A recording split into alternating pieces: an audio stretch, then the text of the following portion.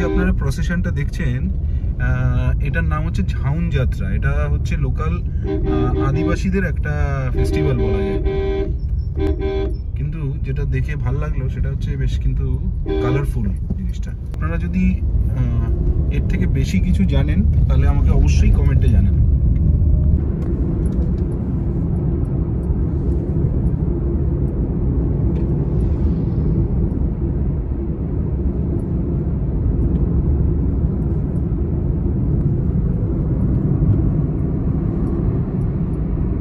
তো ভুবনেশ্বর থেকে দারিংবাড়ি যাওয়ার পথে, মানে আমাদের দারিংবাড়ি রিসর্ট যাওয়ার পথে জাস্ট সামনে এই রাস্তাটার এই পার্টটুকু আপনাদেরকে দেখাই। জাস্ট দেখুন, মানে ঠিক এই কারণেই দারিংবাড়িকে কাশ্মীর অফ ওড়িশা বলা হয়। জাস্ট দারিংবাড়ি সবে জাস্ট ঢুকছি এখনও, এখান থেকে আপনারা পেছনে দেখতে পাচ্ছেন 33 কিলোমিটার মতন বাকি।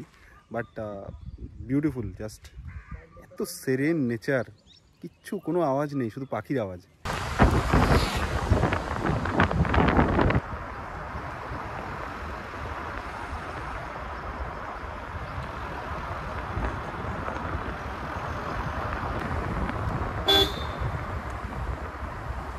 কি অদ্ভুত সুন্দর সিনিক বিউটি, পাগল হয়ে যাওয়ার মতন, পাগল।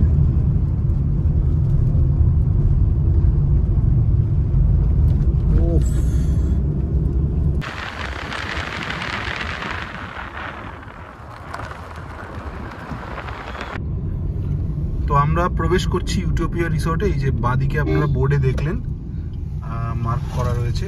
তো এই যে ডান দিকে আপনারা ইয়েলো কালারের বিল্ডিংটা দেখছেন, দ্যাট ইজ আ রিসর্ট। আর এবার চলুন, এই যে ইউটোপিয়া রিসর্ট, এই যে মেন এন্ট্রান্স। এটা হলো রিসেপশনের ক্যাম্পাস এবং দেখছেন এই যে দেখুন কত গাড়ি রাখার জায়গা।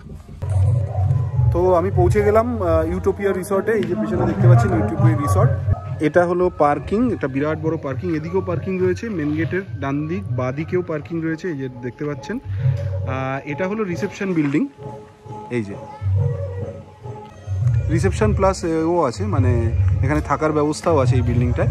পরে গিয়ে বাকিটুকু আপনাদেরকে দেখাচ্ছি। ভেতরে অনেকগুলো বিল্ডিং রয়েছে।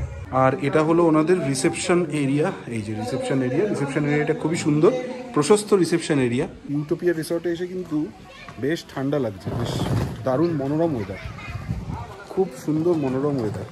মানে কলকাতার গরম বোঝাই যাচ্ছে না। এই দেখুন এখানে একটা প্লে এরিয়া রয়েছে, খুবই সুন্দর। আর ওই পাশে এই পাশে তিনখানা বিল্ডিং রয়েছে, রেসিডেন্সিয়াল বিল্ডিং যেগুলো। এই দেখুন একদম হিল ভিউ, এই যে পাহাড়। আর এইটা যেটা দেখাচ্ছিলাম প্লেইং এরিয়া, দারুণ, অনেক বড়। ওখানে একটা প্রোগ্রাম করা যায়, এরকম প্রোগ্রাম করার জন্য এরিয়া। বিভিন্ন জায়গায় এই যে গাজিবুগুলো আছে, সেটা আমি পরে গিয়ে আপনাদেরকে দেখাচ্ছি। এই যে যেগুলো বলছিলাম, এই যে গাজিবু, বসে আপনারা খাওয়া দাওয়া করতে পারেন ওইসব জায়গায়। তো আমার রুম নাম্বার হচ্ছে এই যে 305 হচ্ছে ফার্স্ট ফ্লোরে। চলুন একবার রুমটা দেখে নিই।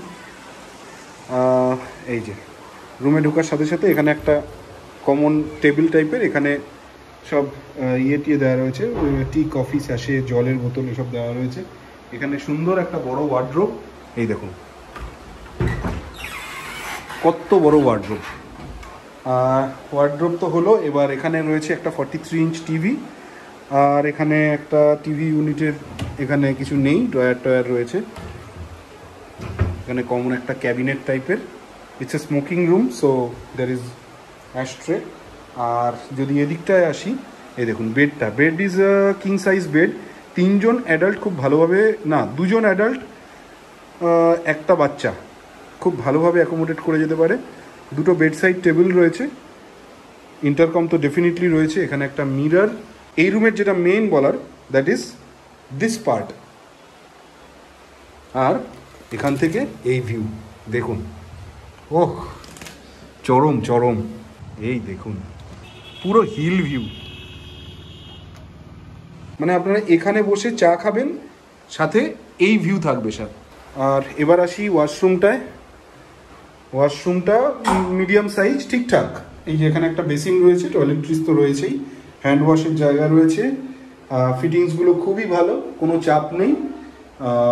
এক্সস্ট রয়েছে, এই যে ওয়েস্টার্ন স্টাইল টয়লেট।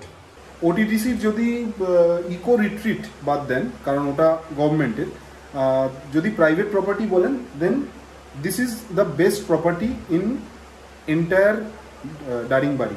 এবং অন্য বাকিগুলো যেগুলো আছে সেগুলো কিন্তু সিটির ওপরে, ইভেন ইকো রিট্রিটও কিন্তু সিটির মধ্যে। এটা কিন্তু একদম in the middle of the valley. আর ওনাদের সুইমিং পুল আছে, আমি সুইমিং পুলে আপনাদেরকে পরে নিয়ে গিয়ে দেখাচ্ছি। মানে কলকাতা এবং ইনফ্যাক্ট ভুবনেশ্বর এত গরম ছিল, এখন এপ্রিল মাসের শুরু, মানে এত গরম এখানে আমার মনে হয় ভুবনেশ্বরের থেকে মোটামুটি 10 ডিগ্রি টেম্পারেচার কম। মানে ওখানে যদি 36 হয়, এখানে 26, এরকম একটা ব্যাপার। কারণ Daringbadi is 3000 metre above from sea level. এটা হলো রেস্টুরেন্ট, চলুন একবার রেস্টুরেন্টটা দেখিয়ে দিই আপনাদেরকে। রেস্টুরেন্টটা হচ্ছে এই যে কমন এরিয়া গ্রাউন্ড ফ্লোরে, তার একদম সামনেই হচ্ছে রেস্টুরেন্ট। একবার দেখিয়ে দিই, এই দেখুন অনেক বড় রেস্টুরেন্ট। এই যে এখানে ইউটোপিয়ার যে আজকে যা মেনু ছিল এগুলো আপনারা প্রত্যেক দিন এগুলো পেয়ে যাবেন। আর এখানে বুফে কাউন্টার রয়েছে, ওদিকে হচ্ছে কিচেন। দেখুন কত বড় রেস্টুরেন্টটা।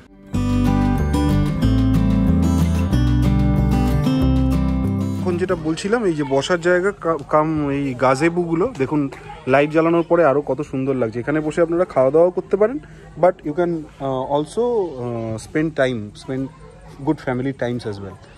এবং রাত্রিবেলা আলো জ্বলে ওঠার পরে রিসর্টটা দেখুন।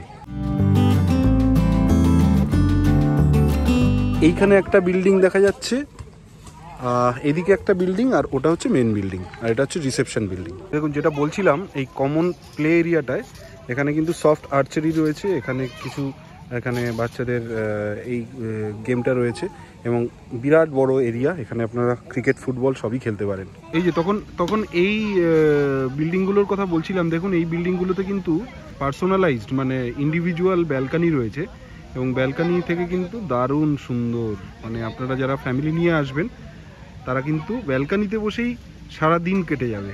তো চলে এলো আমার ইভিনিং স্ন্যাক্স, গরম গরম চিকেন পকোড়া, এবং সঙ্গে দিয়েছে সস, আর এর সঙ্গে আমি অর্ডার করেছি চা।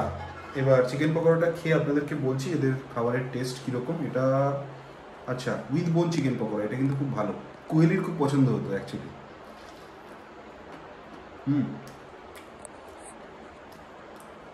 বেশ ভালো, একদম ফ্রেশ চিকেন, ভেরি নাইস। আমি মেনু কার্ডটা একটু পরে আপনাদের সঙ্গে শেয়ার করছি। আপনারা মেনু কার্ডটা দেখলে বুঝবেন যে এত সুন্দর একটা রিসর্টে খাবারের দাম কিন্তু একদম রিজনেবল, এবং খেয়েও আপনাদেরকে বললাম যে খাবারের টেস্টও কিন্তু বেশ ভালো। তো রাতের ডিনারে কি কি নিয়েছি একবার দেখিয়ে দিই আপনাদেরকে। এই যে এটা হলো ডিম তড়কা, গন্ধ তো ভালোই বেরিয়েছে।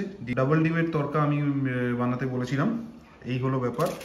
আর মিষ্টি নিয়েছি এখানে, এটা হচ্ছে উড়িষ্যার পপুলার ছানা গজা, আর এটা হলো গোলাপ জামুন।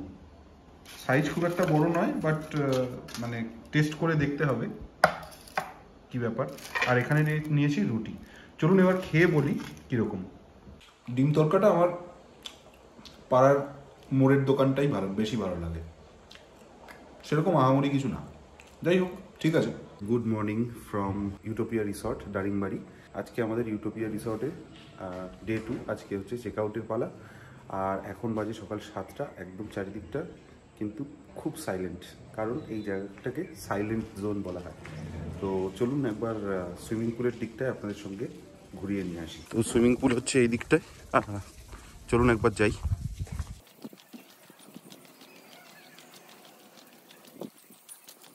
এই যে এটা হচ্ছে ওনাদের সুইমিং পুল মেনটেন্যান্সের কাজকর্ম চলছে এখন। সুইমিং পুলের এখান থেকে বসার জায়গাও রয়েছে,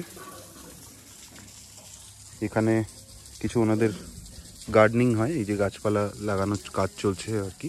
এখান থেকে ভিউটা দেখুন, ওই যে দূরে পাহাড়, চারিদিকে পাহাড়, একদম ভ্যালির মধ্যে হোটেলটা।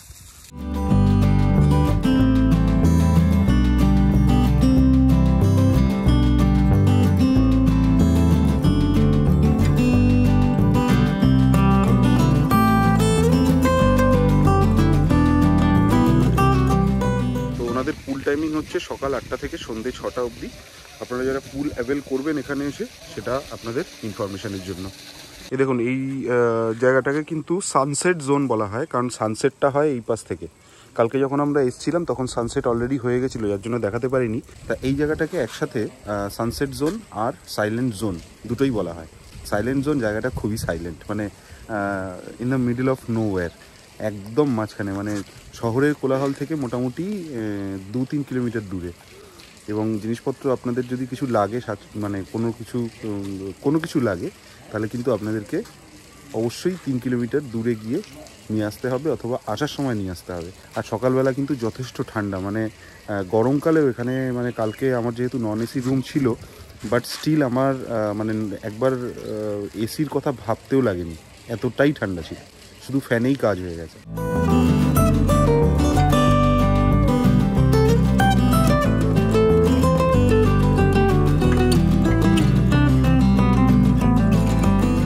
আর সকাল সকাল আমার রুম থেকে এই ভিউ দেখুন।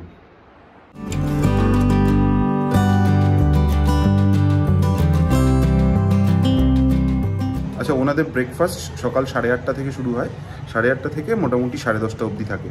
তো এখানে একটা প্রবলেম হয়েছে যে আমাকে 8টার সময় আজকে বেরিয়ে যেতে হবে। সো এক্সট্রিমলি সরি, আমি ব্রেকফাস্টের ব্যাপারটা দেখাতে পারলাম না। বাট ফর ইউর ইনফরমেশন, ওখানে সামান্য কিছু বুফের আইটেম থাকে, লাইক মিল্ক, তারপরে ওদিকে কর্নফ্লেক্স, পাউরুটি, এগুলো থাকে, bread, butter, bread toast, omelette, এসব আপনারা পেয়ে যাবেন। আর যেহেতু উড়িষ্যা, এখানে ইডলি, সাম্বার, দোসা, উত্তাপাম, এগুলো আপনারা পেয়ে যাবেন। তো ইট ইজ অল অ্যাবাউট। ভিডিওর একদম এন্ডে চলে এসেছি। এখন সময় এসছে আপনাদেরকে আমার রুমের ট্যারিফটা বলে দেওয়ার। এটা এখন অফ সিজনে আমার পড়েছিল non AC room, single occupancy, 2000 plus tax. রুমের ভাড়া সবসময় ডাইনামিক হয়, এটা আমি সবসময় আপনাদেরকে বলি। এসি রুম নিলে মোটামুটি 2500 প্লাস ট্যাক্স করে আপনাদের পড়বে। এছাড়াও যারা ধরুন বড় রুম নিতে চাইছেন, সেক্ষেত্রে ওই 3000 প্লাস ট্যাক্স করে। তো ইট ওয়াজ আ ভেরি গুড স্টে। মানে আমি যদি ওভারঅল রিভিউ দিই, মোটামুটি 8.5 আউট অফ 10 তো definitely. Staff behaviour, staff quality, রুমের কোয়ালিটি, রুমের মেনটেনেন্স, খাবারের quality, it was all good. Having said that, network কিন্তু এখানে খুব খারাপ। আমার জিও, এয়ারটেল দুটোই রয়েছে, মানে দুটোই পোস্টপেড রয়েছে ইনফ্যাক্ট, কিন্তু দুটোর একটাও ঠিক করে ধরছে না। কিন্তু ওনাদের ওয়াইফাই যেটা আছে, ওটা মোটামুটি স্টেবল এবং মোরাল রিলেটিভলি ফাস্ট বলা যায়।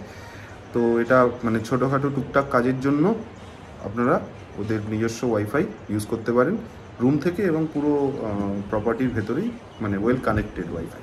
তো ভিডিওটা যদি ভালো লাগে তাহলে অবশ্যই একটা লাইক করে দেবেন, কমেন্টে জানাবেন আপনাদের কেমন লাগলো। যদি কিছু প্রশ্ন থাকে তাহলে অবশ্যই কমেন্টে জানাতে পারেন। খুব ভালো একটা প্রপার্টির সন্ধান দিলাম, which is the best property in Daringbadi.